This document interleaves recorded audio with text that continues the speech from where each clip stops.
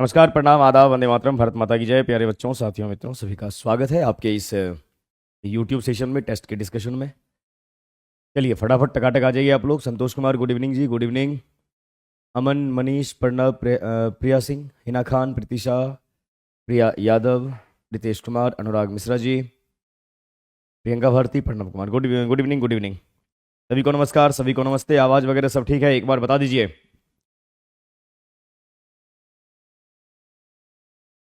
Kamlesh Kushwaha ji, good evening. Nikesh, Pushkar, आनंद, सभी को नमस्कार, सभी को नमस्ते।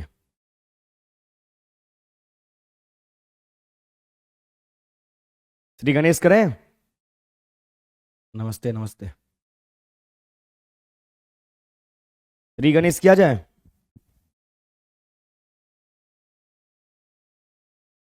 बोलो। Manish Kumar, yes sir. चलिए तो शुरुआत करते हैं। आज सेट नंबर आपका है 27। क्या है? 27। पहला क्वेश्चन आपके सामने है। Who among the following work is not written by T S. Eliot. यानी कौन सा ऐसा वॉक है जिसको लिखने का काम टी.एस. इलियट साहब नहीं किए हैं। तो सबसे पहले टी.एस. इलियट के बारे में आपको जानना है। बहुत बार आप जान चुके हैं इनके बारे में। टी.एस. इलियट। टी.एस. इलियट की बात करेंगे। टी से आता है आपका थॉमस, THOMAS। एस से आपका आना है एस्टॉन्स, STARNS। और इलियट, ELIOT। थॉमस एस्टॉन्स इलियट की बात आप करेंगे। ये आपको 1888 में पैदा होते हैं। 1965 में इनकी डेथ होती है। ये आपके अमेरिकन राइटर हैं, लेकिन आपको दो डेट याद रखना है, 1888 टू 1927 और 1927 टू 1965।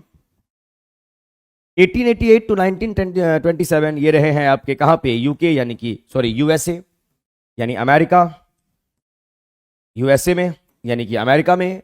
और 1927 टू 1965 ये आपको मिलेंगे कहां पे? यूके यानी यूनाइटेड किंगडम यानी कि इंग्लैंड में यानी कि लंदन में। क्लियर है मामला? तो आपके थॉमस एस्टन्स इलियट जो हैं ये आपको ब्रिटिश अमेरिकन राइटर हुए। ब्रिटिश अमेरिकन राइटर हुए, ये आपको ध्यान में रखना है। टी.एस. इलियट को नोबेल प्राइज मिला है, ये भी आपको मालूम होना चाहिए। टी.एस. इलियट को अब ये सब लिखने का बार बार मन नहीं करता, लेकिन लिखेंगे क्योंकि बहुत बार लिख चुके हैं। इन्हें क्या मिला है? Nobel prize. कब मिला है? 1948 में। और 1948 में ही नोबेल प्राइज के साथ साथ इन्हें एक और अवार्ड मिला, ऑर्डर ऑफ मेरिट। ये भी एक अवार्ड है, टी.एस. इलियट साहब को मिला। क्लियर? अब आइए, टी.एस. इलियट के बारे में आप जान गए यहां से यहां तक। अब इनमें से कौन सा ऐसा वर्क है जो टी.एस. इलियट नहीं लिखे हैं? द सेक्रेट वुड, ये टी.एस. इलियट साहब आपके लिखे हैं। टी.एस. इलियट साहब ये आपके लिखे हैं और ये 1920 में पब्लिश हुआ है। ये सेक्रेट वुड क्या है? तो ये कलेक्शन ऑफ एसेज है। ये कलेक्शन ऑफ एसे है, यानी एसे का कलेक्शन है। कितने ऐसे हैं इसमें? 20। कितने ऐसे हैं? तो 20 एसेज हैं। और इस 20 एसेज में किन किन वर्क्स के बारे में है? तो टी.एस. इलियट के वर्क्स के बारे में तो है ही है, साथ ही साथ आपके विलियम शेक्सपियर साहब का एक वर्क है, टेम्पेस्ट। विलियम शेक्सपियर टेम्पेस्ट हो गया, है ना। फिर आपके एक और राइटर हैं विलियम ब्लेक।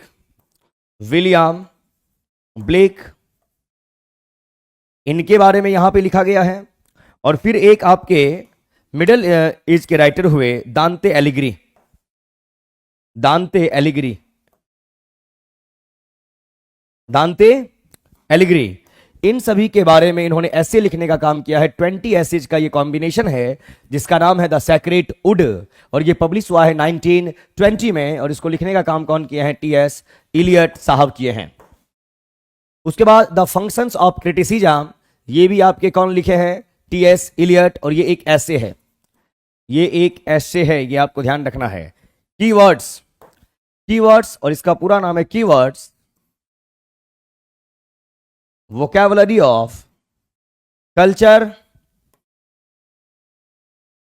एंड ट्रेडिशन, इसका पूरा नाम है कल्चर एंड ट्रेडिशन, और इसके राइटर हैं विलियम रेमंड। विलियम रेमंड, किस कलर से लिखूं? इस कलर से, विलियम रेमंड। सवाल क्या था? सवाल था कि who among the following work is not written by T S. Eliot? The correct answer is keywords vocabulary of culture and tradition written by William Raymond. बाद बाकी आपको ये जो बोला गया था सेक्रेटवुड, ये सब आपको बार बार पढ़ना है, जानना है, सीखना है। यहां पे टी.एस. इलियट के बारे में एक शॉर्ट डिस्क्रिप्शन ध्यान आप रखेंगे। वेरी गुड, बहुत बढ़िया धनंजय, प्रणाम प्रणाम, बहुत बढ़िया जी, बहुत अच्छे। आइए आगे बढ़ते हैं क्वेश्चन नंबर 2 की ओर। बोला गया पक the mischievous spirit appears in, the mischievous spirit appears इन। ये पक एक फिक्शनल कैरेक्टर है। ये क्या है आपका? एक फिक्शनल कैरेक्टर। और ये फिक्शनल कैरेक्टर किस वर्क से है? तो विलियम शेक्सपियर साहब का एक प्ले है,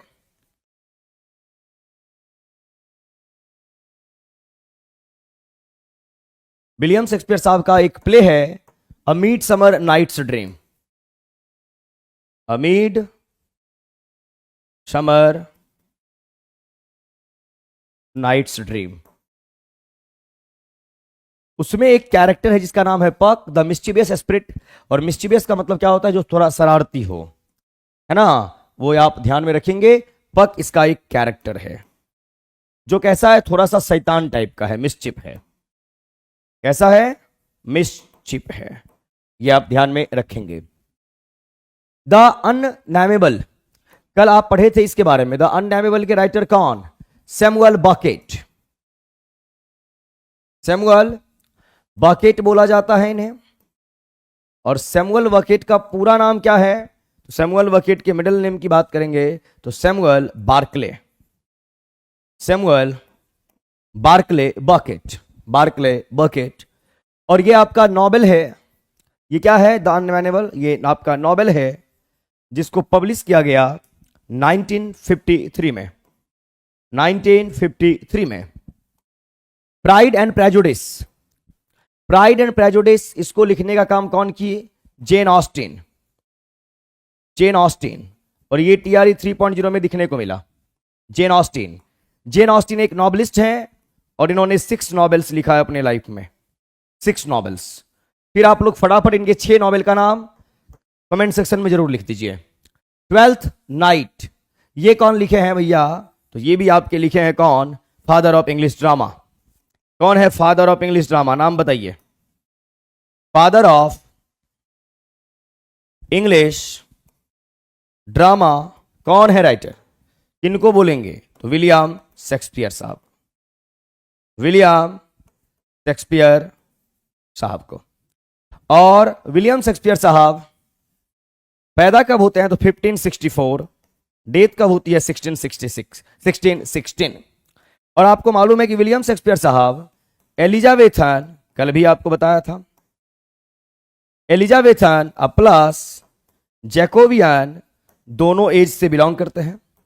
एलिजाबेथन की बात करेंगे तो 1558 टू 1603, और जैकोबियन की बात करेंगे 1603 टू 1625 का मसला होगा। क्लियर? ये आपको ध्यान में जरूर रखना है। क्लियर? आइए यहां आंसर क्या है यहां पे?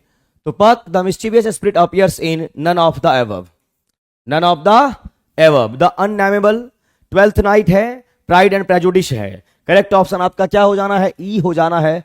पता नहीं आप लोग क्या आंसर दिए, बहुत बढ़िया। अनामिका बहुत अच्छा लिखी है। Emma, Mansfield park, sense and sensibility, persuasion, pride and prejudice, north hanger एबे, जेन ऑस्टिन। वेरी गुड, बहुत बढ़िया, बहुत अच्छे, लाजवाब। नंबर 3 की बात कीजिए। बोला गया है Lord Jim is the hero of the novel Lord gym. यानी लॉर्ड जिम जो है ये कैरेक्टर का भी नाम है। ये एक नॉवेल है, ये क्या है? एक नॉवेल का भी नाम है और इस नॉवेल के कैरेक्टर का भी नाम है।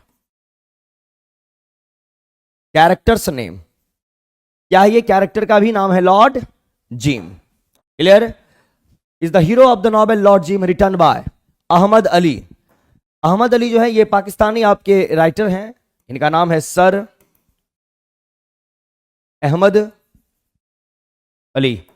ये पाकिस्तानी राइटर हैं। पाकिस्तानी लिटरेचर के बारे में हमसे पूछा नहीं जाता है, वैसे यहां आ गया कोई बात नहीं। Joseph Conrad, Joseph Conrad. और ये आपके चिनुआ एचिबे, एचिबे ये आपके अफ्रीकन राइटर है, ये आपके अफ्रीकन राइटर हैं। एक दो क्वेश्चन टीआरई 3 में अफ्रीकन लिटरेचर से भी देखने को मिला था। अब आइए यहां बोला गया Lord Jim is the hero of the novel Lord Jim written by, किन्होंने लिखा है? जोसेफ कॉनरेड ने। जोसेफ कॉनरेड लिखने का काम किए लॉर्ड जिम, लॉर्ड जिम। ध्यान आप रखेंगे, बहुत बढ़िया, बहुत अच्छे, लाजवाब। जहां भी डाउट होगा बंधु सवाल कर देना है। Sir Anthony absolute is a famous character. Sir Anthony absolute is a famous character. एक राइटर है आपके एंथनी ट्रोलॉप, ANTHONY, एंथनी ट्रोलॉप। इनका क्वेश्चन आगे आपको मिलेगा। एंथनी ट्रोलॉप ये एक राइटर का नाम है।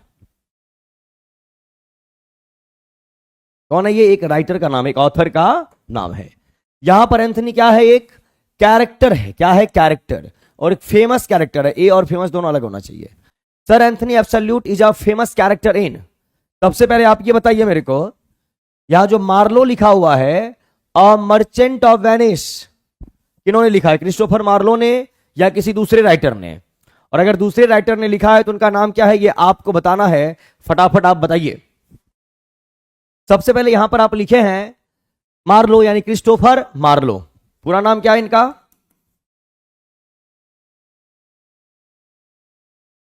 क्रिस्टोफर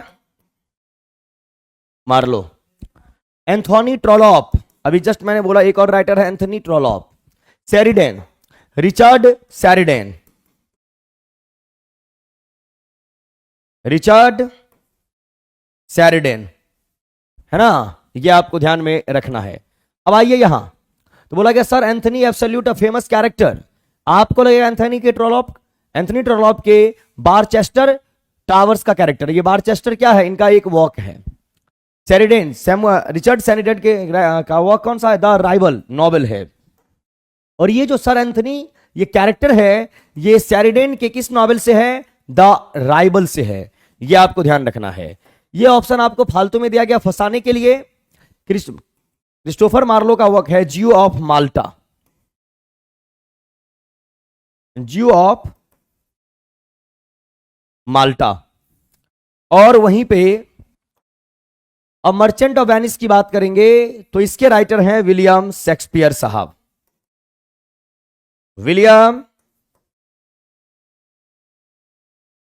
विलियम शेक्सपियर साहब। वेरी गुड, बहुत बढ़िया, बहुत अच्छे, लाजवाब। जियो ऑफ माल्टा। और जियो ऑफ माल्टा जो है ये क्या है? ये एक रिवेंज प्ले है। ये क्या है? एक रिवेंज प्ले है।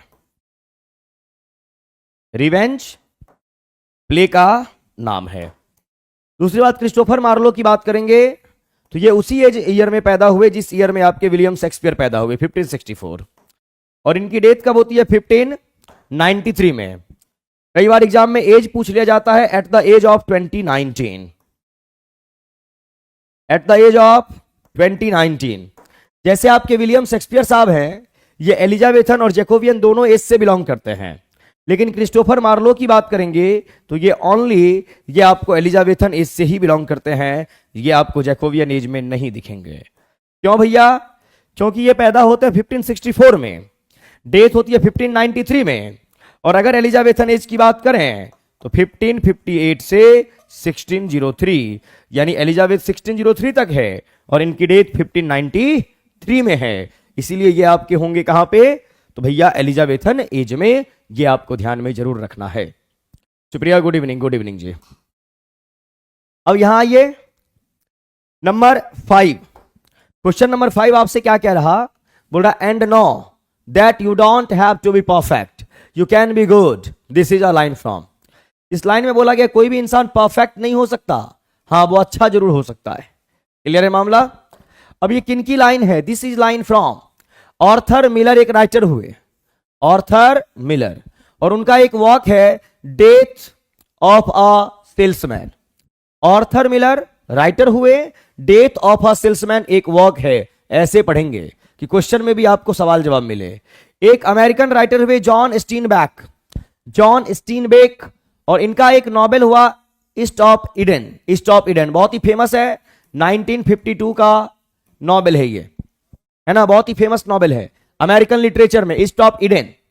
शेक्सपियर साहब का एक प्ले आया comedy of error, comedy of error. यानी इस क्वेश्चन के माध्यम से आप यहां पर 3 राइटर्स और उनके 3 वर्क्स के बारे में जान रहे। Arthur Miller Death of a Salesman, John Steinbeck East of Eden, Shakespeare Comedy of Error. अब बंधु आप करेंगे क्या यहां पे? तो बोला गया and know that you don't have to be perfect, you can be good. ये किनका लाइन है? तो जेन ऑस्टिनबैक का लाइन है, जॉन स्टीनबेक का लाइन है। और किस नॉवेल का? ईस्ट ऑफ ईडन का, ईस्ट ऑफ ईडन का। और बहुत ही फेमस है, अमेरिकन नॉवेल है ये, आप इसके बारे में जरूर पढ़िएगा गूगल पे, विकिपीडिया पे। Comedy of errors William Shakespeare साहब, और डेथ ऑफ अ सेल्समैन कौन? Arthur Miller, Arthur Miller. ये आपको ध्यान में रखना है। क्लियर? चलिए अविनाश कुमार जी शेक्सपियर, बहुत बढ़िया। नेक्स्ट आइए number 6, who started Nobel prize, who started Nobel prize. अब देखिए George Nobel, Anderson Nobel, Alfred Nobel. भैया आपको नाम मालूम है, एक स्वीडिश, अब स्वीडिश आप क्या कहेंगे? स्वीडिश इंडस्ट्रियलिस्ट कहिए, बिजनेसमैन भी थे, या स्वीडिश फिलोसफर कहिए। कौन थे? Alfred Nobel, Alfred Nobel. इन्होंने प्लानिंग बना के फाइनल कर दिया था 1895 में ही, किस चीज का? नोबेल प्राइज का, नोबेल प्राइज का। लेकिन इंप्लीमेंट कब से हो पाया नोबेल प्राइज? यानी इंप्लीमेंट कब से हो पाया नोबेल प्राइज के बारे में?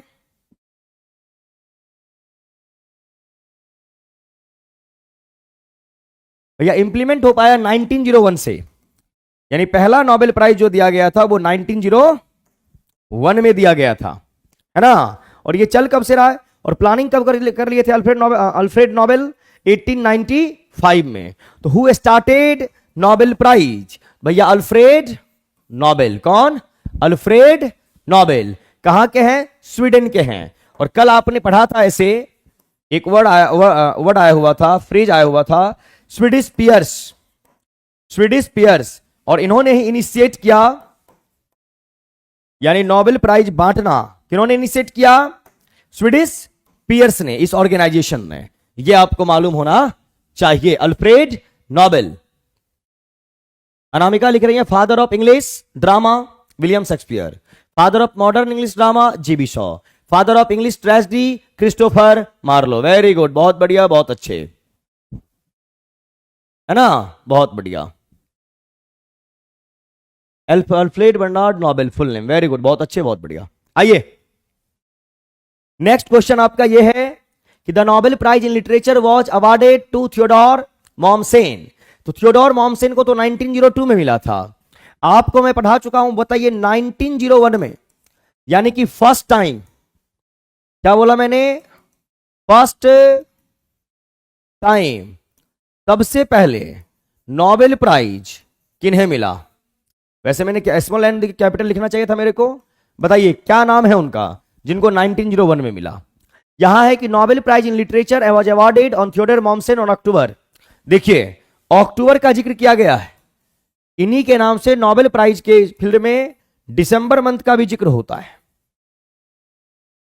अब दिसंबर मंथ का जिक्र होता है तो क्या बोलेंगे आप? देखिए 9 अक्टूबर, अक्टूबर 9, लेकिन दिसंबर की बात करेंगे तो 10। ये आपको ध्यान देना है। 9 अक्टूबर को अनाउंस हुआ था कि भैया लिटरेचर के क्षेत्र में सेकेंड टाइम, है ना, कौन किनको, थियोडोर मॉमसेन को नोबेल प्राइज मिलेगा। तो इस समय अनाउंसमेंट हुई थी। क्लियर। और 10 दिसंबर को सेरेमनी हुआ था। ये आपको ध्यान में रखना है, पूरा डेट वगैरह याद रखिए। तो यहां पर अक्टूबर दिया हुआ है तो 9 जाएंगे, और दिसंबर दिया होता तो 10 के साथ जाते। ये सब आप ध्यान में रखिएगा। तल्ली प्रधान, वेरी गुड। अलग अलग बुक में फादर ऑफ ड्रामा डिफरेंट दिया हुआ है। गीतांजलि किस बुक में क्या दिया हुआ है आप एक लाइन से लिख दीजिएगा, लास्ट में मैं पढ़ लूंगा, फिर आपके डाउट को क्लियर कर दूंगा। आइए नंबर 8 बंधु क्या कह रहा, a character whose traits are opposite to that of another character in the same way literary piece is called. अब एक ही वॉक है, मान लीजिए कोई वॉक है, कोई नॉवेल है। क्लियर। उस नॉवेल में 2 कैरेक्टर्स हैं, character 1 and character 2। A character, एक ही character, whose traits are opposite, है ना, टू दैट अनदर कैरेक्टर, यानी अब दोनों में से इस दोनों का जो ओपिनियन है, विचार है, वह एक दूसरे से अपोजिट है, एक दूसरे से अपोजिट है। In the same way literary piece is called. भैया क्या बोलोगे, ऐसे टर्म्स को बोला जाता है फॉयल। क्या बोला जाता है, फॉयल बोला जाता है। फार्स का मीनिंग क्या होता है, फार्स का मीनिंग होता है मॉकरी, हंसी मजाक, मजाकिया लहजे में कुछ भी बोल देना, मॉकरी। या कुछ भी आप बोल देते हैं इन अ रिडिकुलस वे, इन अ रिडिकुलस वे, यानी कुछ भी बोल देना बिना सोचे समझे, हंसी मजाक की फील्ड में, उसको फास्ट बोला जाता है। यहां पर एक वर्ड आया फिक्शन। फिक्शन आपका नाउन है, आईवन लगा हुआ है, ये नाउन हो गया। इसी फिक्शन से आपका एक एडजेक्टिव बन जाता है फिक्शनल, और फिक्शनल वर्ड का मतलब होता है based on imagination, not real. Based on imagination, not on reality, यानी जो चीज इमेजिनेशन पे आधारित है, रियलिटी पे नहीं है। A character whose traits are opposite to that of another character in the same way literary piece is called foil बोलेंगे, फिक्शन या फास्ट नहीं बोलेंगे। ये आपका था figure of speech. Figure of speech की बात करेंगे। हिना खान सर, कोई ऐसा बुक जिसको पढ़ लेने से पूरा लिटरेचर कवर हो जाएगा? लिटरेचर एक ही चीज से कवर होगा, वो है आपका एटीट्यूड। आप लगातार मेहनत करते रहिए, लगातार यूट्यूब पे आते रहिए, आपका सब बल्ले बल्ले हो जाएगा। भटकना नहीं है, परेशान नहीं होना है। क्लियर, ध्यान रखिए। Number 9, a deliberate exaggeration used to heighten the effect of a situation or idea is called. कई बार पढ़ा चुका हूं आपको। डेलिब्रेट का मतलब क्या होता है, विद प्लानिंग। डेलिब्रेट वर्ड का मीनिंग होता है विद प्लानिंग, यानी जानबूझ के। विद प्लानिंग यानी कि जानबूझ के। और विद प्लानिंग का आप वर्ड क्या लिख सकते हैं, इंटेंशनल। इंटेंशनल यानी जानबूझ के, क्या इंटेंशन है। तो बोला गया अ डेलिब्रेट एग्जैजरेशन। अब एग्जैजरेट वर्ड का मीनिंग क्या होता है, बढ़ा चढ़ा के कुछ बोलना, यानी मैग्निफिकेशन या मैग्नीफाई करना, किसी भी चीज को बढ़ा चढ़ा के बोलना। Use to heighten the effect of a situation, यानी आपने बात को बहुत बढ़ा चढ़ा दिया, हाइट दे दिया। इज कॉल्ड, क्या बोलोगे। तो एक और वर्ड आया है लाइटिटस, इसको लाइटिटस पढ़ेंगे। ये आपका एक फिगर ऑफ स्पीच है। और लाइटिटस में क्या होता है, to use negative statement, to use negative statements and put forward positive sense, put forward positive sense। जैसे आप नेगेटिव स्टेटमेंट का इस्तेमाल करके, नेगेटिव वर्ड्स का इस्तेमाल करके पॉजिटिव रिजल्ट देंगे। जैसे मैंने बोला, ही is not dishonest, he is not dishonest, he is not dishonest. ये आपका नॉट है, और ये आपका डिस, डिस का मीनिंग क्या होता है? नॉट, और ऑनेस्ट ईमानदार, तो ये भी नेगेटिव वर्ड है, ये भी नेगेटिव वर्ड, दो नेगेटिव मिले हो गए पॉजिटिव, तो वह बेईमान नहीं है, इसका मतलब वह ईमानदार है। अब इसका रिजल्ट क्या आ गया? He is honest person, he is a honest person. Clear है मामला? तो अब अगर ध्यान देंगे आप, इसी को लाइटिटस बोला जाएगा। नेगेटिव वर्ड का, नेगेटिव स्टेटमेंट का इस्तेमाल करके रिजल्ट कैसा देना है? पॉजिटिव, तो वो लाइटिटस हो गया। हाइपरबोले होता है किसी भी बात को बढ़ा चढ़ा के बोलना। जैसे कल परसों एक एग्जांपल दिया था मैंने, I have millions of work to do, मेरे पास लाखों काम है करने को। काम की संख्या लाखों में तो होगी नहीं, लेकिन आप बढ़ा चढ़ा के बोलते हैं। और एम्पैथी का मतलब होता है सेम फीलिंग, सेम फीलिंग, अपने दिल से जानिए पराये दिल का हाल, ये आपका एम्पैथी है ना। तो अब यहां पर बोला गया deliberate exaggeration used to heighten the effect, तो आपका हो जाएगा हाइपरबोले। क्या हो जाना है? हाइपरबोले, ये हो जाएगा। Clear?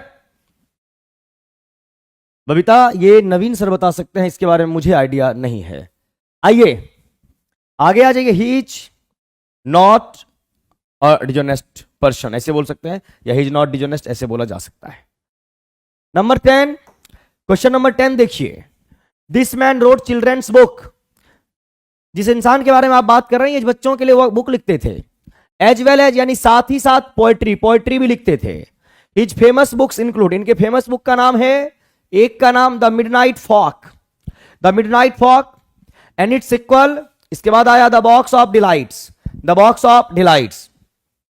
Who was poet laureate between 1930 to 1967, 1967। और ये राइटर जिन्होंने लिखा द मिडनाइट फॉक, जिन्होंने लिखा द बॉक्स ऑफ डिलाइट्स, जो चिल्ड्रन के बुक्स को लिखते थे, जो पोएट्री लिखते थे, वो आपके पोएट लॉरेट भी रहे। कब से कब तक? 1930 टू 1967। क्या नाम है? अब आइए यहां, कल भी बोला था, आज भी बोल रहे। एक राइटर हुए आपके हेनरी जेम्स पाई,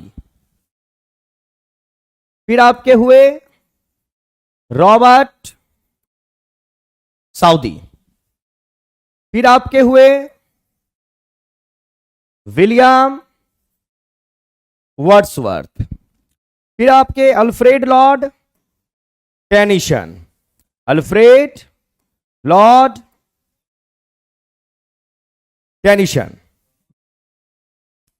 फिर आपके हुए अल्फ्रेड ऑस्टिन, अल्फ्रेड ऑस्टिन, और फिर आपके हुए रॉबर्ट ब्रिजेज। कौन हुए? रॉबर्ट, सॉरी जॉन, नहीं रॉबर्ट ब्रिजेज, हाँ। इसके बाद हुए आपके रॉबर्ट ब्रिजेज, और फिर लास्ट में हुए आपके और John Mansfield, John Mansfield. Henry James Pye आपको 1790 to 1813 poet laureate of England रहे। Robert Southey 1813 to 1843 poet laureate of England हुए। William Wordsworth 1843 to 1850 poet laureate of England रहे। Alfred Lord Tennyson 1850 to 1892 poet laureate of England.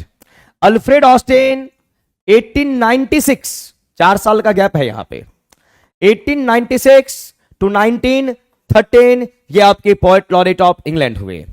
Robert Bridges ये आपके 1913 to 1930 poet laureate of England हुए। और John Mansfield ये 1930 से लेके 1967 poet laureate of England रहे। कौन? John Masefield. तो बोला गया the midnight folk, the box delight, तो ये आपके हो जाएंगे John Masefield. Jonathan Tate, Thomas Browne, Thomas Browne नाम है, ये दोनों नहीं है आपके। दूसरी बात, यहां पे अगर बात करेंगे तो first poet laureate of England कौन है? First poet laureate of England कौन? अगर आप first poet laureate of England की बात कर रहे तो वो नाम होगा जॉन ड्राइडेन। John Dryden. और यहीं पे अगर आप देखें कि second poet laureate of England कौन है, तो जॉन ड्राइडेन के ही कंटेम्पररी हैं थॉमस सैडवेल। थॉमस सैडवेल, ये आपको ध्यान में रखना है। Clear? Henry James Pye, Robert Southey, William Wordsworth, Alfred Lord Tennyson, Alfred Austin, Robert Bridges और मैन्सफील्ड साहब, याद रखिएगा। क्लियर? करेक्ट ऑप्शन हो गया सी फॉर कनाडा। नंबर 11 में आइए बंधु। One of England's greatest poets, he was made laureate by Queen Victoria. One of his most famous poem opens with the line. बोला गया विक्टोरियन एज के राइटर क्वीन विक्टोरिया। तो Queen Victoria यानी Victorian age, और Victorian age की बात करेंगे तो कब से कब तक? विक्टोरियन एज कब से कब तक? तो विक्टोरियन एज आपका रहा है 1837 टू 1901। और यहां सवाल में बोला गया he was made poet laureate by Queen Victoria. अब देखिए यहां पर बात ध्यान से देखिए। अभी हमने पढ़ाया था रॉबर्ट साउदी। रॉबर्ट साउदी, फिर हम आपको पढ़ाए विलियम वर्ड्सवर्थ, फिर आपको पढ़ाया हमने Alfred Lord Tennyson. Alfred Lord Tennyson, और फिर आप पढ़े यहां पर क्या पढ़े, क्या नाम था? Alfred Austin. Alfred Austin. अब देखिएगा बंधु, रॉबर्ट साउदी आपके 1813 में ही बने हैं पोएट लॉरेट। तो इनको तो क्वीन विक्टोरिया बनाई नहीं होंगी, क्योंकि क्वीन विक्टोरिया किंग होती है 1837 में। विलियम वर्ड्सवर्थ 1843 में पोएट लॉरेट बने और 1850 तक। तो 1843 जो है 1837 के बाद आएगा। तो भैया क्वीन विक्टोरिया ही इनको बनाई क्या, विलियम वर्ड्सवर्थ को पोएट लॉरेट? वो आपके ऑप्शन में कहीं पे नहीं है। अल्फ्रेड लॉर्ड टेनिसन 1850 टू 1892, और इसको बनाया गया किनके द्वारा? क्वीन विक्टोरिया के द्वारा पोएट लॉरेट। और ये आपके ऑप्शन में यहां पे दिख रहे Alfred Lord Tennyson. Half a league, half a league, half a league on what? All in the valley of death, road the 600, who was he? कौन है वो राइटर? तो वो है अल्फ्रेड लॉर्ड टेनिसन। और ये जो लाइन है पोएम की, किस पोएम की लाइन है? The charge of the light brigade. The charge of the light brigade, ये आपको ध्यान में रखना है। The charge of the light brigade by Alfred Lord Tennyson. Clear है मामला? अब यहां आइए, अल्फ्रेड ऑस्टिन ये कब बने पोएट लॉरेट? 1896 टू 1913। तो क्वीन विक्टोरिया 3 राइटर्स को पोएट लॉरेट बनाई, एक विलियम वर्ड्सवर्थ, एक अल्फ्रेड लॉर्ड टेनिसन और एक अल्फ्रेड ऑस्टिन। ये आपको ध्यान में जरूर रखना है। करेक्ट ऑप्शन हुआ आपका कौन सा? Alfred Lord Tennyson. Robert browning की बात करेंगे या अल्फ्रेड लॉर्ड टेनिसन की आप बात करोगे, तो ये दोनों आपके विक्टोरियन एज के ही राइटर हैं। किस एज के राइटर हैं? Victorian age. Clear? Robert browning आपके पैदा होते हैं 1812 में, डेथ होती है 1889 में। बहुत अच्छे राइटर हैं, बहुत सारा इनका वर्क है जो एग्जाम में पूछा जाता है। लॉर्ड बायरन जो है ये आपको रोमांटिक एज में सेकेंड जनरेशन में मिलते हैं। रोमांटिक एज के सेकेंड जनरेशन में, सेकेंड जनरेशन में। और सेकेंड जनरेशन में इनके साथ John Keats, PB Shelley, Mary शैली मिलते हैं। लॉर्ड बायरन का नाम है 6th बैरन बायरन या फिर जॉर्ज गॉर्डोन बायरन। इनका मोस्ट फेमस वर्क है आपका कौन सा? डॉन जुआन। डॉन जुआन, ये आप ध्यान में रखेंगे। करेक्ट आंसर हुआ C for Canada. Question number 2 की बात करेंगे बंधु। Who wrote the short story the lottery, a chilling tale of a small town's dark tradition. The lottery जो है वो क्या है आपका, एक शॉर्ट स्टोरी है। इसको लिखने का काम, चिलिंग टेल, टेल मीन्स क्या होता है, कहानी यानी कि स्टोरी,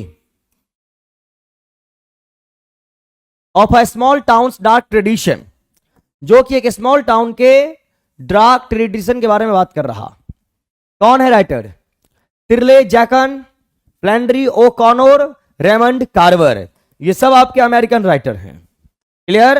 तो इसके राइटर का नाम क्या है? सिरले जैक्सन। सिरले जैक्सन। सारे आपके नए नाम हैं और इन सभी को बार बार आपको देखना है और सब आपको मिलेंगे मॉडर्न एज में। और मॉडर्न एज कब तक? क्वीन विक्टोरिया के बाद जो एज आता है वहां पे आपको ये लोग मिलेंगे। द चार्ज, द चेंज नहीं है Subhash Singh, the charge of the light brigade है ना, ये ध्यान रखेंगे।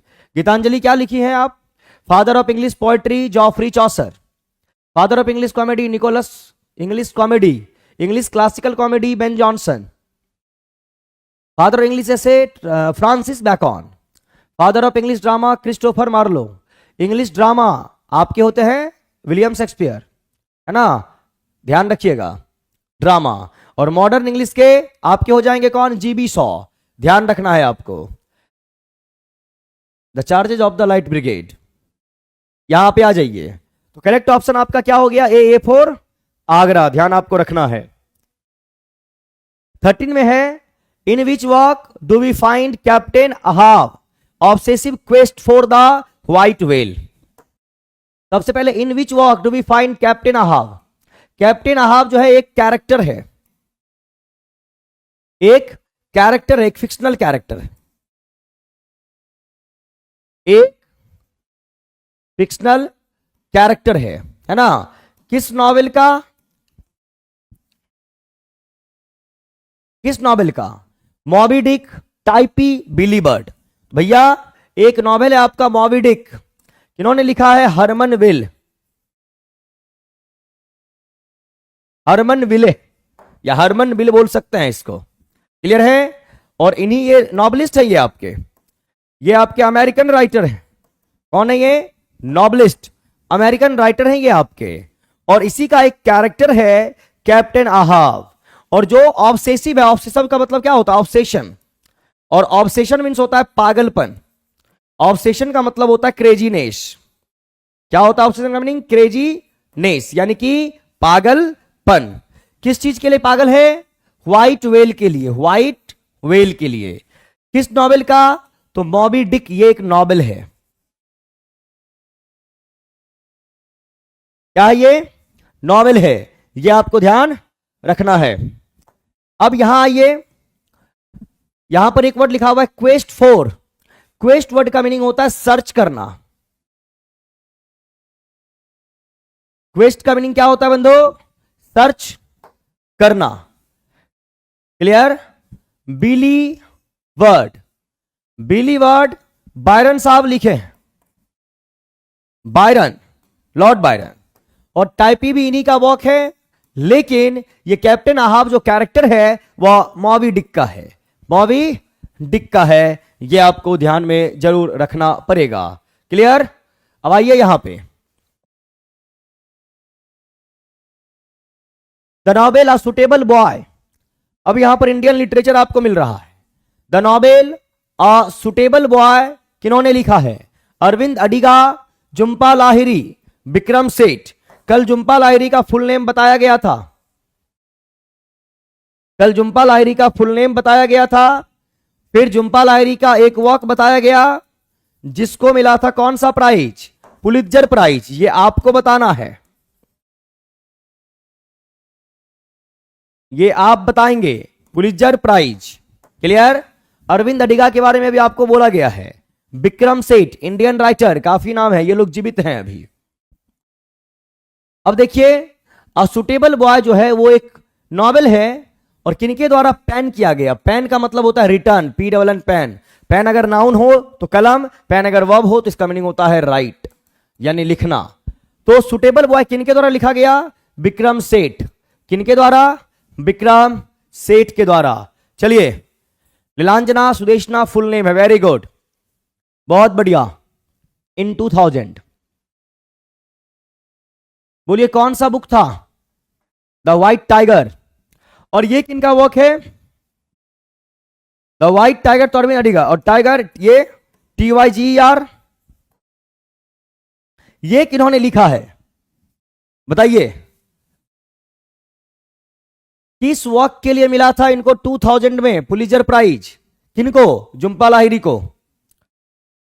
किस वर्क के लिए ये बताना है आपको। Tiger, William Blake. Very good, Blake साहब, BLAK। आप बताइए झुंपा लाहिरी को पुलित्जर प्राइज किस वर्क के लिए मिला था? कल हमने बताया, आपको फटाफट बताना है। अब आइए यहां, मैं तुरंत बैक होके आऊंगा यहां पे। Who is non for the novel the guide? The guide novel के राइटर कौन? RK Narayan, Ruskin bond, Chetan Bhagat. तो क्या नाम है? RK नारायण। चेतन भगत तो भैया मॉडर्न एज के राइटर हैं। रस्किन बॉन्ड ये भी आपके, और एक राइटर है जॉन रस्किन। जॉन रस्किन तो वो आपके ब्रिटिश राइटर हैं। ये आपके ब्रिटिश राइटर हैं, ये आपको ध्यान में रखना है। RK नारायण का पूरा नाम क्या है? रसीपुरम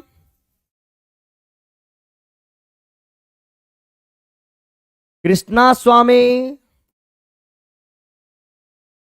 नारायण स्वामी अय्यर, ये इनका फुल नेम है। इनके एक दोस्त हुए, कौन ग्रीन? कौन से ग्रीन थे? रॉबर्ट ग्रीन इनके दोस्त थे या ग्राहम ग्रीन इनके दोस्त थे? रॉबर्ट ग्रीन इनके फ्रेंड थे या ग्राहम ग्रीन इनके फ्रेंड थे, जिन्होंने इनको बोला था कि भैया तुम इतना बड़ा नाम रख के क्या करोगे, तुम अपने नाम को छोटा कर लो और रख लो RK नारायण। RK नारायण। और इन्होंने लिखा Swami and Friends, Malgudi Days, Bachelor of Arts. किन्होंने? RK नारायण ने। नाम क्या है इनके दोस्त का? रॉबर्ट ग्रीन नहीं। रॉबर्ट ग्रीन की बात करेंगे तो ये एलिजाबेथन एज में विलियम शेक्सपियर के कंटेम्पररी रहे हैं। ग्राहम ग्रीन की बात करेंगे, ग्राहम ग्रीन जो कि मॉडर्न एज के राइटर हैं, जो कि मॉडर्न एज के राइटर हैं। द गाइड लिखने का काम कौन किया? RK नारायण, ना चेतन भगत ना रस्किन बॉन्ड। यहां पर हमने पूछा था कि झुंपा लाहिरी को पुलित्जर प्राइज मिला किस वर्क के लिए? किसी ने भी नहीं बोला। The English Teacher, Malgudi Days, the Financial expert.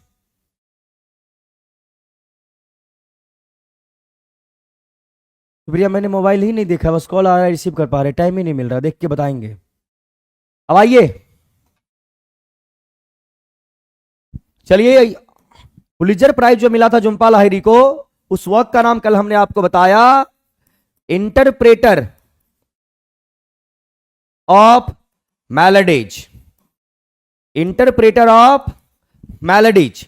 तो ये आपके 15 क्वेश्चंस कहां से भैया? तो आपके लिटरेचर से। बताएंगे कैसा लगा, समझ में आया कि नहीं आया? किसी को कोई डाउट तो होना नहीं चाहिए। तो ये आपके लिटरेचर के 15 क्वेश्चंस यहां पे हुए क्या? कंप्लीट। अब हम कॉम्प्रिहेंशन के क्वेश्चन को देखेंगे, लेकिन उससे पहले एक इंफॉर्मेशन हम आपको दे दें। भैया ये है लिटरेचर का धाकर बैच, डेली आपको बोलते हैं, डेली बताते हैं, बहुत सारे बच्चों का कॉल भी आता है इस बैच के लिए। तो आप तो यहां पर हमारे साथ MCQ फॉर्मेट पे क्वेश्चंस को सॉल्व कर रहे हैं, लेकिन धाकर बैच की बात कर रहा हूं, ये बैच लिटरेचर के लिए ही है। चाहे 6 to 8 की बात हो, 9 10th की बात हो, या फिर 11th और 12th की बात हो, 499 रुपीज में ये बैच आपको मिलता है। क्लियर? कहां पर? प्लेटफॉर्म बाय नवीन कुमार सिंह अपना ऐप है, उसे आप चाहें तो गूगल प्ले स्टोर से डाउनलोड करें, या आपने कर लिया होगा पहले ही। वहां आपको मिल जाएगा कौन सा? ये धाकर बैच, जो लिटरेचर को लेके डेडिकेटेड है और बहुत ही जबरदस्त तरीके से पढ़ाया जा रहा है इस बैच में। आइए यहां,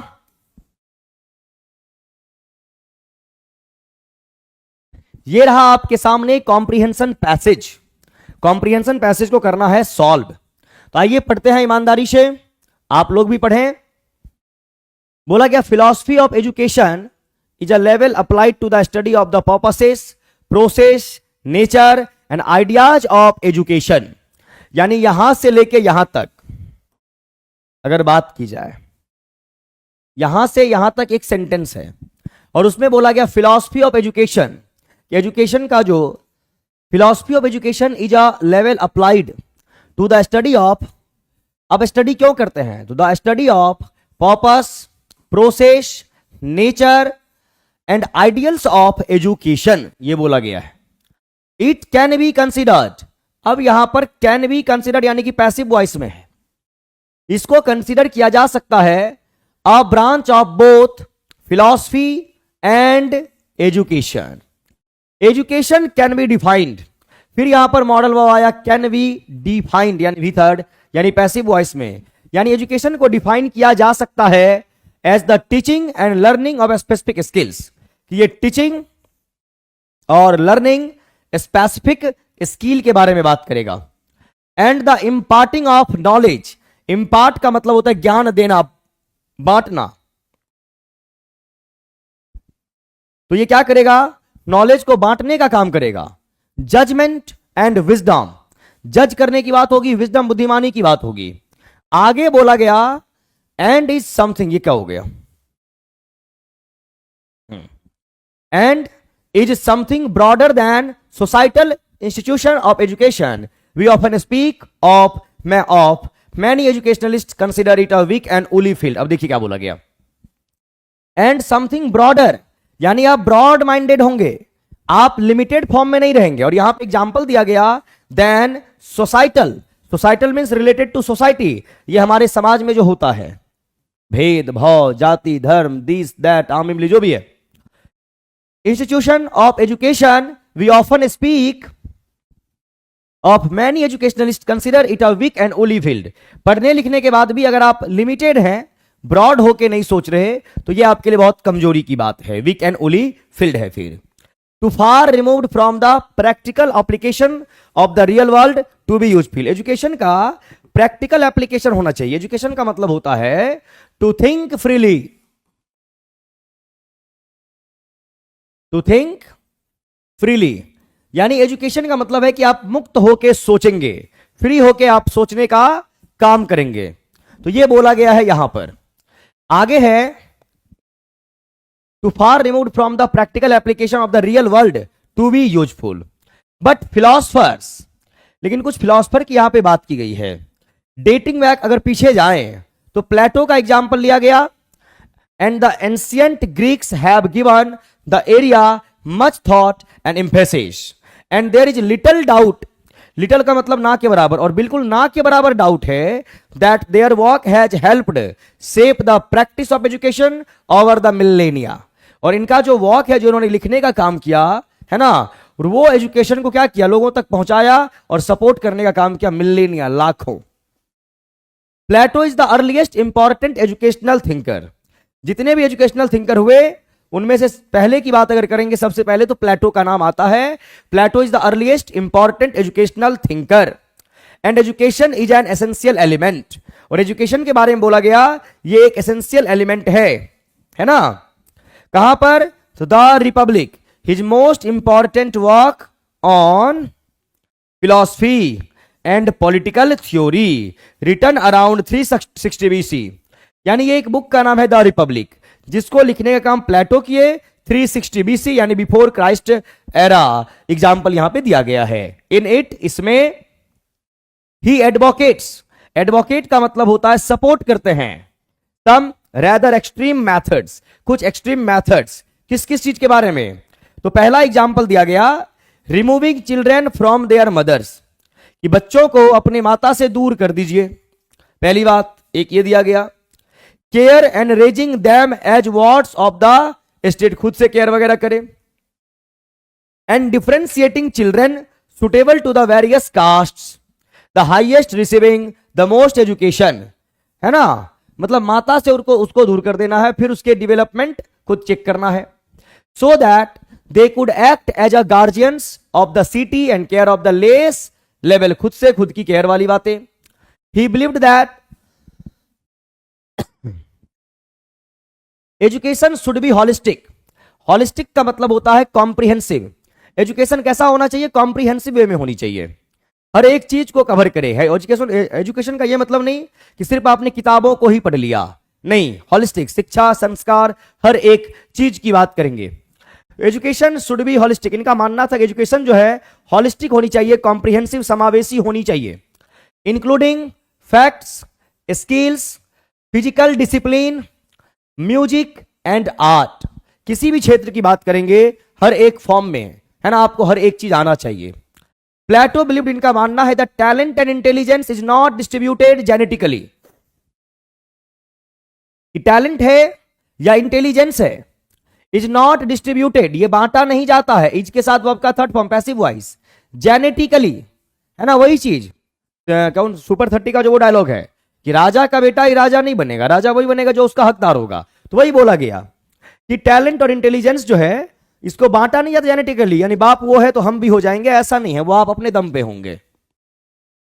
एंड दस, इसीलिए is be found in children born to all classes. तो बच्चा किसी भी क्लास में बिलोंग करे, कहीं से भी आए, उसका बैकग्राउंड कुछ हो, जाति धर्म कुछ भी हो, although his proposed system of selective public education for an educated minority of the population does not really follow a democratic model। लेकिन वही चीज बोला गया है, अगर आप किसी भी बच्चे को फ्री छोड़ दें, उसका कास्ट, रिलीजन, सोशल बैकग्राउंड कुछ भी हो, आप फ्री छोड़ के देखिए, तब देखिए वो कितना कमाल करता है, आग लगाता है। लेकिन यहां पे वही बोला गया, लिमिटेड फॉर्म में आप काम करते हैं और डेमोक्रेटिक वे में आप काम नहीं करते। डेमोक्रेसी का मतलब होता है इक्वालिटी, उस सेंस में आप काम नहीं करते, है ना। तो ये एक चैलेंज हो गया। आगे आपका एरिस्टोटल एक एग्जांपल दिया गया। एरिस्टोटल कंसीडर्ड, एरिस्टोटल का क्या कहना है, human nature habit reason to be equally important forces to be cultivated. Cultivate का मतलब क्या होता है? सींचना, सिंचाई करना in education. The ultimate aim, अंतिम लक्ष्य क्या है, of which should be produce good and virtuous citizen. यानी ये बोल रहा है कि इंसान को ना इंसान होना चाहिए, पहली बात तो ये। आवाज नहीं है पवन राठौर जी?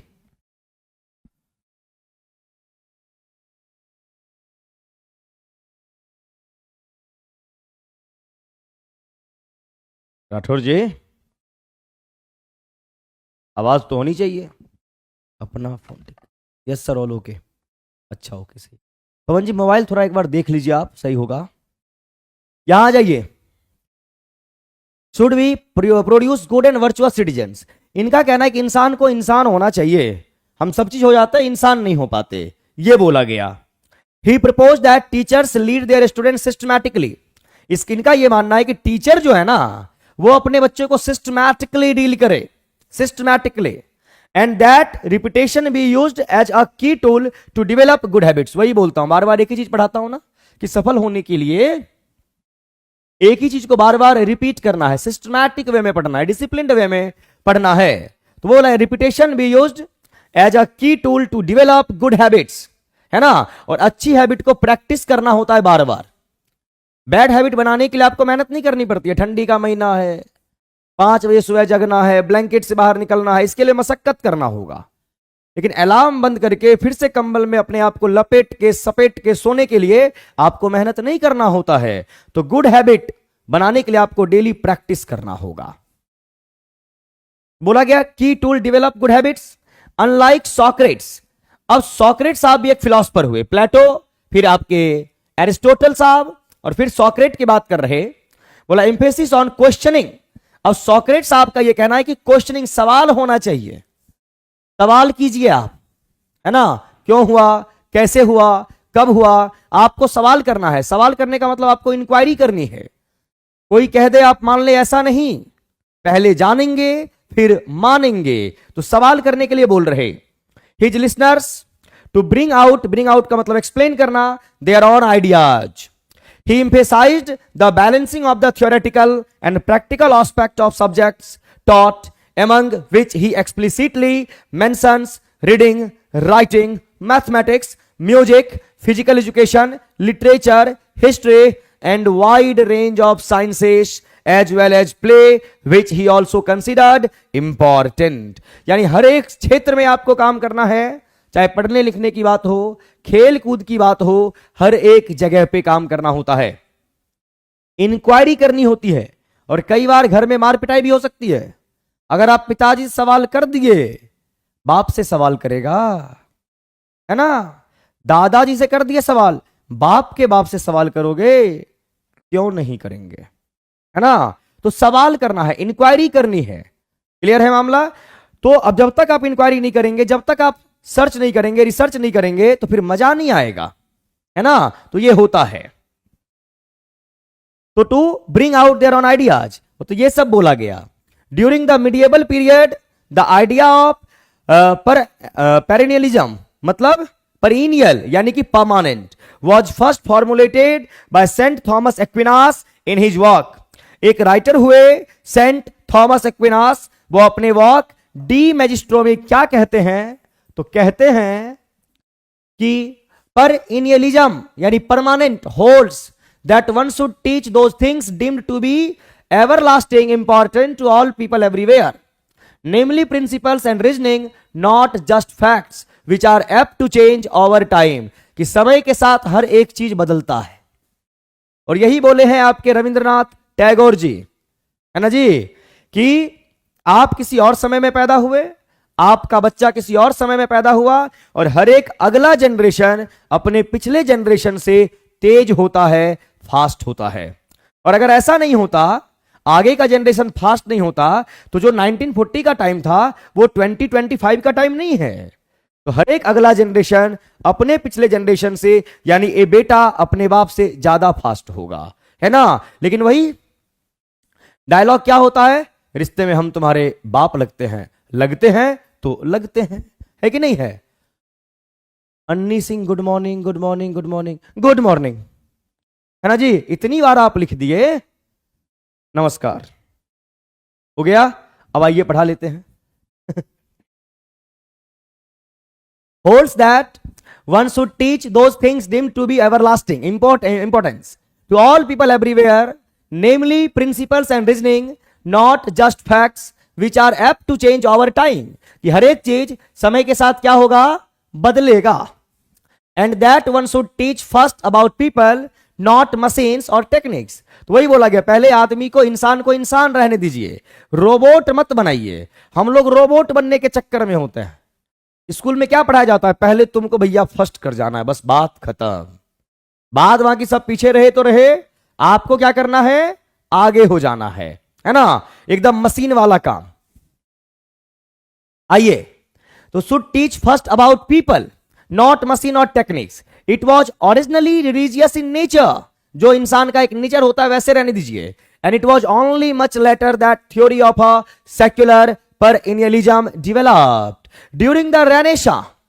रेनेसा का मतलब क्या होता है, रिवर्थ, बताए हैं। इटली से स्टार्ट हुआ है, इंग्लैंड तक पहुंचा है, 14th century 17th century. The French sceptic Michel de Montaigne, ये राइटर हुए, was one of the first to critically look at education, जिन्होंने एजुकेशन के बारे में एक अपना पर्सपेक्टिव रखा, अनयूजुअली फॉर हिज टाइम, जो उनके टाइम में नहीं होता था। मॉन्टैग्ने वॉज विलिंग टू क्वेश्चन, इनका सवाल यह है कि आपको सवाल करना है, द कन्वेंशनल विजडम। कन्वेंशनल का मतलब होता है परंपरागत, जो पहले से चला आ रहा है ना। तो वही चीज कन्वेंशनल, जो चीज पहले से चला आ रहा है आप वही चीज मानेंगे, ऐसा नहीं है। पवन जी सर मुझे धाकर बैच लेना है, ले सकते हैं, बता दूंगा लास्ट में कैसे क्या करना है, अभी यहां ध्यान दीजिए। कन्वेंशनल का मतलब होता है परंपरागत, जो पहले से चली आ रही है ना। दादाजी ये बोलते थे, पिताजी ये बोले, हम भी यही करेंगे। अरे भैया आप अपना दिमाग इस्तेमाल कर लीजिए, आप थोड़ा हटके भी काम कर लीजिए, है ना। तो वो चीज यहां पर बोला गया। Wisdom of the period, calling into questions the whole edifice. Edifice का मतलब होता है स्ट्रक्चर, आपका जिंदगी जो है, जो आप शेप देंगे वैसा ही यहां बनेगा। Of the educational system and the implicit assumption that university educated philosophers were necessarily wiser than uneducated farm workers for example। हो गया मामला। तो कुल मिला के ये आपका पैसेज था। आइए यहां देखते हैं क्या होना चाहिए। What is the difference between the approaches of Socrates and Aristotle? Differences between the approaches Socrates and Aristotle. दोनों में क्या डिफरेंस है, दोनों के ओपिनियन में, दोनों के विचार में? Aristotle felt the need for repetition. बिल्कुल, एरिस्टोटल क्या कहते हैं? सिस्टमैटिक वे में होना चाहिए और रिपीटिशन होनी चाहिए, है ना, to develop good habits in students. Socrates का मानना है felt that students need to be constantly questioned, कि लगातार आप सवाल कीजिए. तो ऑप्शन ए, यही डिफरेंस तो है. बी में बोला Aristotle felt the need for rote learning. भैया रोट लर्निंग का मतलब होता है रट्टा मार, रट्टाफिकेशन नहीं होना चाहिए, है ना. अभी मेरे को नहीं मालूम है दीपक, इसके बारे में मुझे सर से बात करनी होगी, नवीन सर से. मेरा क्या होता है ना, सुबह 7 बजे से लेके रात के 12 बजे तक मैं पढ़ाता ही रहता हूं, तो न्यूज के वगैरह में मैं रात को अपडेट हो पाता हूं. अभी मैंने बहुत दिन से कोई न्यूज वगैरह सुना नहीं है, मुझे पता ज्यादा नहीं होता, वो नवीन सर को पता होता है, बात करके बताएंगे आपको, ठीक है. रट्टा मार, रट्टा मारने के चक्कर में कभी कभी गलती हो जाती है आपसे. आप रट्टा ये नहीं मारेंगे केले के पत्ते लंबे और हरे होते हैं, भैया ठंडी में पीला हो जाता है, पाला मार देता है. तो क्यों होते हैं हरे, ये आपको जानना है. तो रोट लर्निंग नहीं, देयर वॉज नो डिफरेंस, ऐसा नहीं है, डिफरेंस है ऑप्शन ए. आगे बोला गया why do educationist consider philosophy a weak and woolly field. Education जो फिलोसफर हैं उन्होंने वीक एंड विलो फील्ड ये फ्रेज इस्तेमाल क्यों किया? It is not practically applicable, its theoretical concepts are easily understood, it is irrelevant for education. क्योंकि practical education का जो अपना एक प्रैक्टिकलिटी है उसको हम नहीं कर पाते. हम पढ़ने लिखने के बाद भी गोबर गणेश ही होते हैं, चौपट होते हैं, एकदम भगचोनहर type.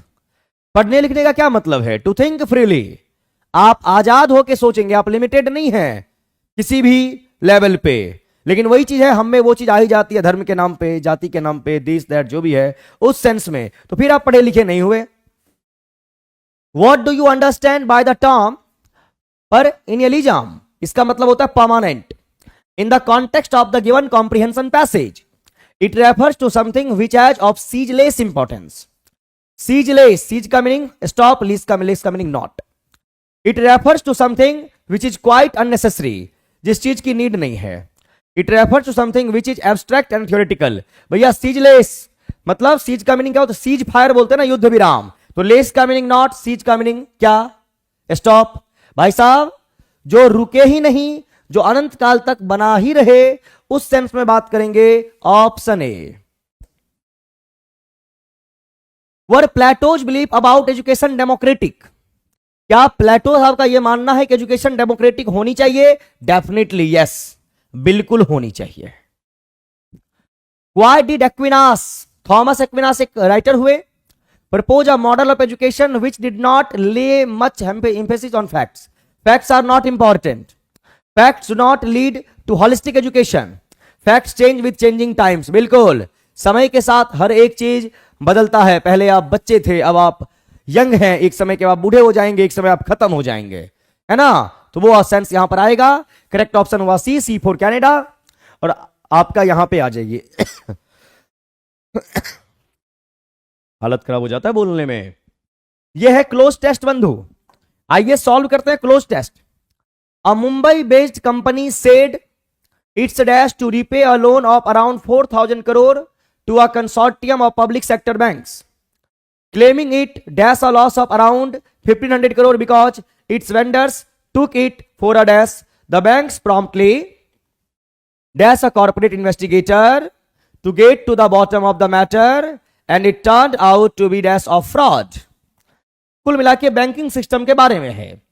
A Mumbai based company said its dash to repay a loan of around 4,000 crore to a consortium, consortium मतलब group of public sector banks. अब यहां पर क्या है? Banks claiming it dash loss of, loss हुआ है यानी loan जो दिया गया था वो वापस नहीं मिला बैंक को. तो रेडी का तो कोई सेंस नहीं बनेगा, ईगर का भी कोई सेंस नहीं बनना. यहां पे बनेगा अनेबल यानी कर्ज चुका पाने में असमर्थ है. तो यहां पर आंसर हो गया सी, सी फॉर कनाडा, यानी होना चाहिए claiming it unable loss of around, sorry कहां पे था, it's unable to repay a loan of around 4,000 crore to a consortium of public sector banks. Claiming it dash a loss of around 1500 crore, 1500 crore, बाप रे बाप। आइए यहां पे, claiming it dash it aunt it affected it suffered, तो वो suffer feel करेगा ना, it suffered a loss of around 1500 crore because its vendors took it for a dash, for a ride the banks, for a pleasure, for a journey। अब यहां पर pleasure का तो मामला है नहीं, प्लेजर तो आपका पॉजिटिव सेंस है, जर्नी का कोई सेंस नहीं है, राइड का मतलब है मूवमेंट, जो मोमेंटम यहां चल रहा है। तो for a ride the banks promptly dash a cooperative investigator to get the bottom of the matter. तो बैंक ने क्या किया है, एक कॉर्पोरेट इन्वेस्टिगेटर को हायर किया होगा, परचेज या ड्राफ्ट नहीं, hired corporate investigator to get to the bottom of the matter and it turned out to be a story of fraud, case of fraud, result of fraud. तो case of fraud का मामला है CC4 Canada. यहां तक हो गया आपका question number 25।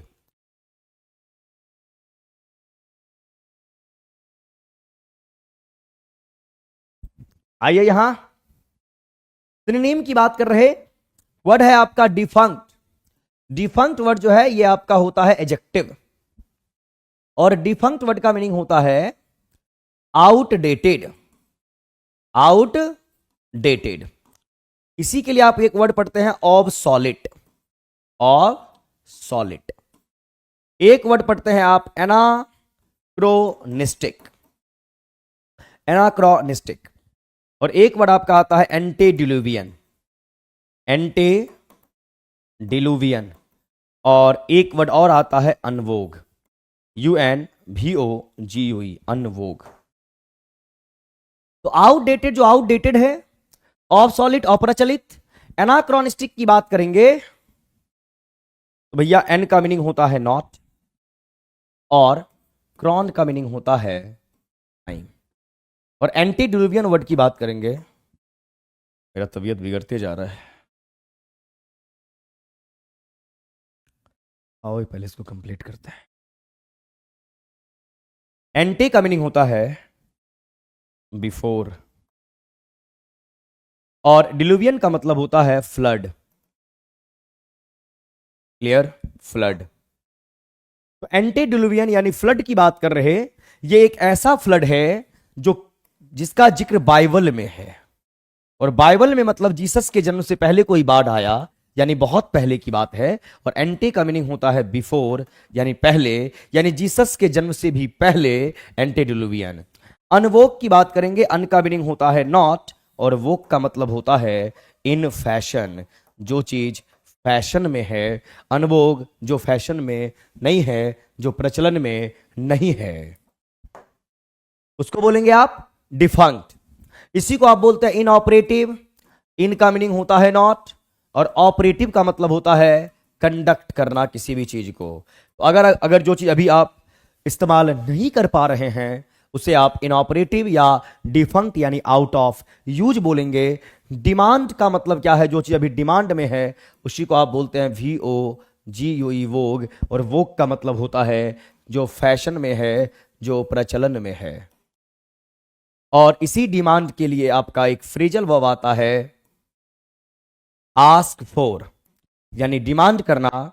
और सप्लाई करने का मतलब है कि आप किसी भी चीज को प्रोवाइड कर रहे, और अगर प्रोवाइड कर रहे हैं तो इसका मतलब हो जाना है, क्या हो जाएगा, प्रोवाइड या फैसिलिटेट, या फैसिलिटेट, ये आपको ध्यान में रखना है। तो डिफंक्ट का सिनोनिम आपका हो जाना है AA फॉर आगरा, ये आप ध्यान में रखेंगे। एंटोनिम है आपका डिल्यूड। डिल्यूड वर्ड की बात करेंगे तो डिल्यूड वर्ड जो है ये आपका वर्ब है, ये आपको ध्यान में रखना है। डिल्यूड के लिए क्या क्या वर्ड इस्तेमाल करेंगे, तो एक वर्ड है आपका CHEAT, चीट, धोखा देना। एक है आपका DECEIVE, डिशेव। एक वर्ड आपका होता है BETRAY, बिट्रे। एक आपका होता है FRAUD, फ्रॉड। एक आपका होता है डिफ्रॉड, DEFRAUD, डिफ्रॉड। एक वर्ड आपका होता है डिसेट, यानी धोखा देने के सेंस में। सो करने का मतलब होता है जब किसी भी चीज को आप डाइलेटेंट करते हैं, DILETTANT, ये दिखाना होता है किसी भी चीज को, या आप बोल सकते हैं डेपिक्ट करना, DEPICT, डेपिक्ट, या REPRESENT, रिप्रेजेंट, दर्शाने के सेंस में। क्लेवर का मतलब होता है जो इंसान बहुत ही चालाक टाइप का है, यानी कि जो कनिंग नेचर का है, SHREWD, श्रीउड माइंडेड है, साफ यानी दिमाग वाला है ना, उसको बोलेंगे। अनडिसीव, अन का मीनिंग तो होता है नॉट, और डिसीव का मतलब होता है चीट। तो जो धोखा नहीं देगा यानी वो अच्छा इंसान होगा। और अच्छे इंसान के लिए वर्ड आता है HONEST, ऑनेस्ट। अच्छे के लिए वर्ड आता है SCRUPULOUS, scrupulous. Righteous, RIGSTEOUS, righteous, ये आप ध्यान में जरूर रखेंगे। डिल्यूड वर्ड का एंटोनिम चाहिए तो वो हो जाएगा अनडिसीव। डिल्यूड धोखा देना, और आपका डिसीव है किस सेंस में, है ना, अनडिसीव है आपके ऑनेस्टी के सेंस में। डिल्यूड के लिए एक वर्ड और आता है, जरूर आप याद रखिएगा, dwindle.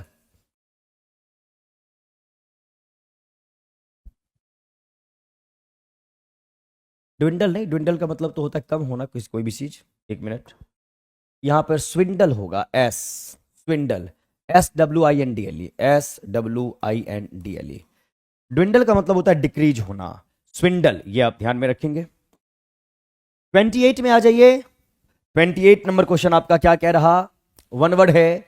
If you teach at a big international school, besides receiving a handsome salary, your child will receive education, therefore, उसको आप क्या बोल, देयरफॉर फ्री। अगर आप कहीं पढ़ा रहे हैं, आपको पैसे कम मिल रहे हैं, लेकिन बच्चे आपके फ्री में पढ़ रहे हैं, तो ग्रेटिस, ग्रेटिस का मतलब होता है not any amount, not any amount, यानी किसी भी टाइप का कोई पैसा आपको नहीं लगेगा, ग्रेटिस। वॉलेंटरी का मतलब होता है VOL, वोल अपने आप में एक रूट वर्ड है। वोल का मीनिंग होता है विश, यानी कि डिजायर, यानी कि चाहत जो आपके मन में है, और यहीं से आप वर्ड बनाते हैं वॉलेंटियर, वॉलेंटियर। और वॉलेंटियर का मतलब होता है विलिंगली, यानी जो आपका मन कर रहा है, विलिंगली, ये आप ध्यान में जरूर रखेंगे। और प्राइस लिस्टली, तो प्राइस का मतलब कीमत, लेस का मीनिंग, लेस LESS होना चाहिए, तो प्राइस लेस का मतलब होता है इनवैल्यूएबल। अब ये नेगेटिव वर्ड नहीं है, ये पॉजिटिव वर्ड होता है, यानी अनमोल जिसको बोलते हैं, इसका कोई मोल ही लगाया ना जा पाए, उसको बोलेंगे। करेक्ट ऑप्शन होगा C। इडियम एंड फ्रेज, ये कल वाला ही आ गया आपका, यू पे इनजस्टिस विद इनजस्टिस, अन्याय पे अन्याय, तो ये सही बात तो है नहीं। People who live in glass houses should not, ये नहीं होगा। Handsome is as handsome does नहीं। Two wrongs don't make a right, है ना, ध्यान रखेंगे।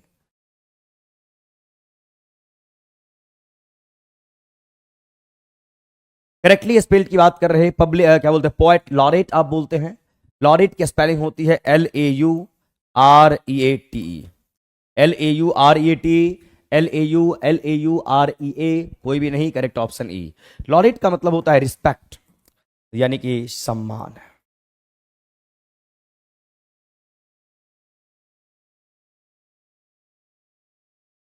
Narration, if you don't keep quiet I shall shoot you, she said to her in a calm voice. ये आपका रिपोर्टिंग वर्ब है past में। Reporting verb बंधु यहां पर ये पास्ट में है, ये आप ध्यान में रखेंगे। रिपोर्टेड स्पीच आपका जा रहा है प्रेजेंट में, रिपोर्टेड स्पीच आपका प्रेजेंट में जा रहा है।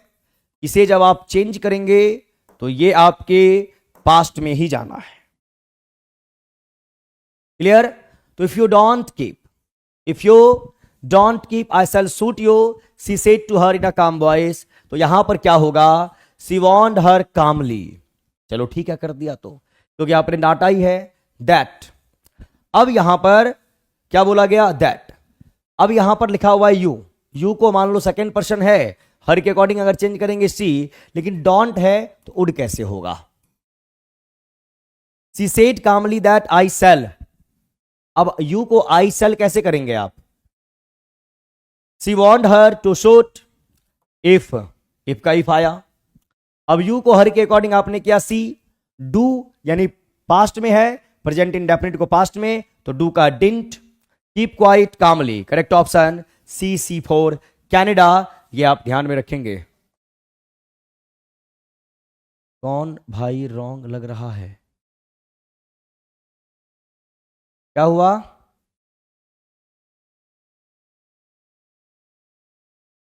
रॉन्ग मीनिंग बताओ। इनका क्या सवाल है भाई? MD लालू रॉन्ग मीनिंग मत बताओ, क्या हुआ लालू जी? भाई मेरे पेट में हो रहा है बहुत दर्द, मैं चाह रहा हूँ सेशन जल्दी कंप्लीट हो, जल्दी जल्दी पूछो, बोलिए बोलिए क्या प्रॉब्लम है?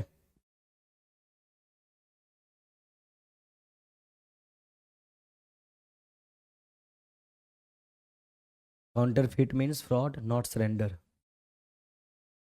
आप लोग आपस में बात कर रहे हैं या मुझे बोल रहे हो? एक बार बोल दो, कंफर्म करो प्लीज। सम्मान देना होता है गुरुजी, सेट में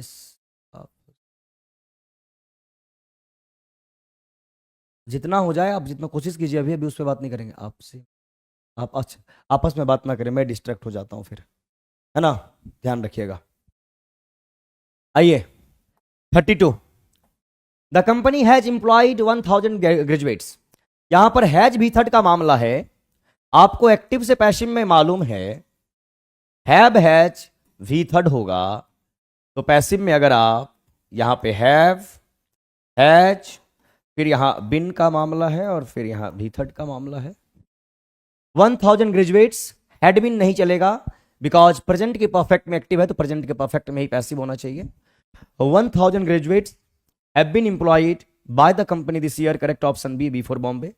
वर एम्प्लॉयड आपका नहीं होगा। 33 की बात कर रहे, वन है आपका इफ द राइट स्ट्रैटेजी। अब यहां पे इस क्वेश्चन को सॉल्व करने के लिए आपको करना क्या है, तो आपको ऑप्शन के पास आना होगा। ऑप्शन है आपका यहां पर डी, डी में है इज नॉट, इज का पहला आपका यहां तो हेल्पिंग वर्ब है आपका, अगर ये इंटेरोगेटिव होता तो इसके बाद सब्जेक्ट होता, नॉट है ये आपका चलेगा नहीं। डी, यहां आपका है सी, बोल रहा है कुड बी वेरी टैक्सिंग, ये आपका कुड वर्ब है, ये भी आपका नहीं होना है। और सी में है इफ द राइट स्ट्रैटेजी, यहां पर कुछ मिसिंग है, समझे, क्वेश्चन आपका गलत हो गया, क्योंकि यहां पर एक लाइन दिया हुआ होता है पहले से जिसके अकॉर्डिंग वर्ब होना चाहिए। इफ द राइट स्ट्रैटेजी, अगर ए की बात करेंगे राइट स्ट्रैटेजी, और ए के बाद अगर बी लगाओगे एंड, तब तो कोई सेंस ही नहीं बनेगा, तब तो इस क्वेश्चन का जो है ये आपका ई होना चाहिए फिर, और नहीं तो एक लाइन एडिशनल होता है जो ओपनिंग लाइन होती है, उसके अकॉर्डिंग फिर हम डिसाइड करते हैं, तो वो लाइन यहां पे है नहीं। अगर क्वेश्चन सिर्फ इतना ही रहा होगा तो हमारा ई होगा, और अगर क्वेश्चन में और कुछ यहां पे लाइन आ जाए तब सोचा जा सकता था, है ना, ये आप ध्यान में रखेंगे। 34 में आपका बोला गया है क्वेश्चन कि London Palace of Westminster has been home to the British Parliament for, यानी ब्रिटिश पार्लियामेंट के लिए जो लंदन में जो पैलेस है वेस्टमिंस्टर, ये क्या रहा है, वर्षों से यानी सेंचुरीज से, शताब्दी से घर रहा है, तो यहां पर सेंचुरीज करेंगे, सालों सैकड़ों सालों से। एक मिनट, हाँ, centuries has been home to the British Parliament. Adolescence का मतलब होता है किशोरावस्था, है ना, तो ये तो आपके लाइफ के एज या लाइफ के स्टेज की बात कर रहा है।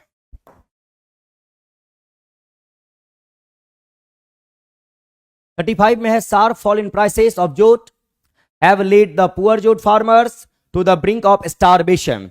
स्टारवेशन का मतलब होता है भुखमरी, यानी फैमिन, फैमिन भुखमरी की बात कर रहे हैं।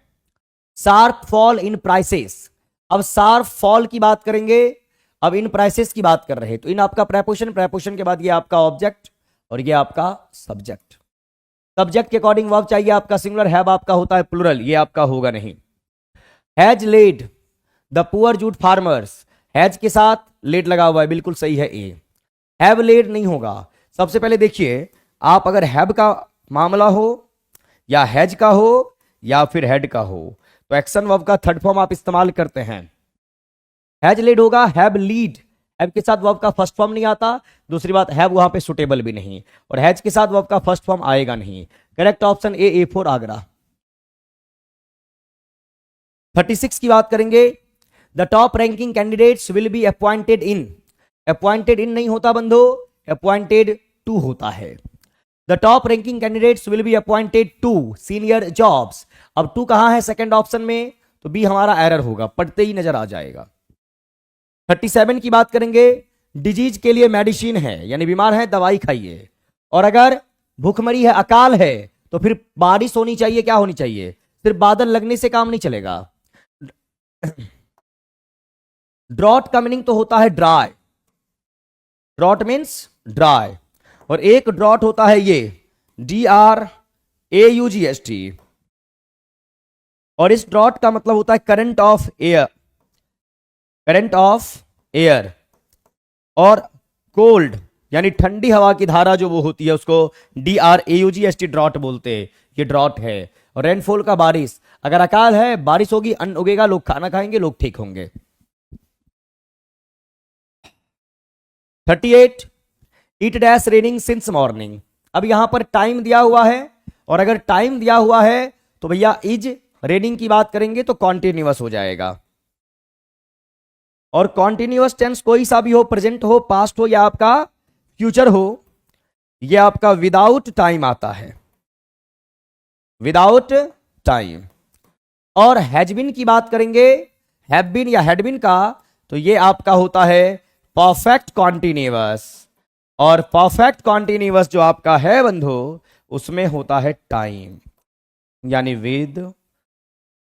सिंस मॉर्निंग इट आपका होता है सिंगुलर, तो हैव आएगा नहीं, it has been raining since morning.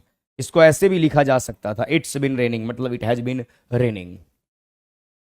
Phrasal verb है आपका, the information and communication technology has dash age and employs very highly paid technocrat. Techno का मतलब टेक्निक, क्रेट का meaning rule and regulation, cracy से निकल के आया है, जो टेक्नोलॉजी पे रूल करे, टेक्नोक्रेट। अब आइए, the information and communication technology has, वो समय आया है, वो काल आया है, कम ऑफ एज यानी टेक्नोलॉजी का टाइम है, option A for Agra. Come upon का मतलब होता है डिवेलप होना, डिवेलप होना। कम अपॉन का मतलब होता है इवॉल्व होना, विकसित होना, आगे बढ़ना। और कम आउट ऑफ का मतलब होता है कोई भी चीज पब्लिश हुआ है, कोई भी चीज इनिशिएट किया है। Correct option A. And last question of this set, mathematics dash my favourite subject.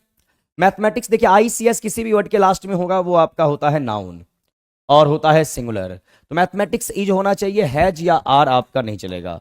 लेकिन किसी भी सब्जेक्ट के नाम को, सब्जेक्ट है और उसको आप पजेसिव फॉर्म में इस्तेमाल कर रहे, पजेसिव फॉर्म में आप उसका इस्तेमाल कर रहे हैं, तो उसको आप प्लुरल मानेंगे। जैसे मैं बोलूंगा mathematics is an interesting subject, और फिर मैं बोलूं हिज मैथमेटिक्स, हिज मैथमेटिक्स, या द मैथमेटिक्स ऑफ।